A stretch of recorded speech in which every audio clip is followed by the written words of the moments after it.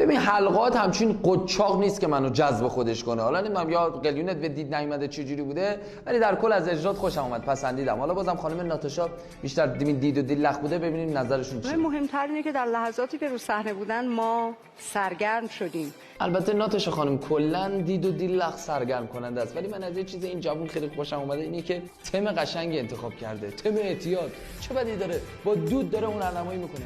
شما مشتبه جان فقط قهوه خونه تمرین که بتونی حلقات رو قچاق‌تر کنی. اگر سرطان ریه نگیری 1 سال دیگه می‌بینی. ما امیدواریم تو رو سکوهای افتخار ببینی برای کشورمون و پرچم کشورمون رو به اهتزاز در بیاری.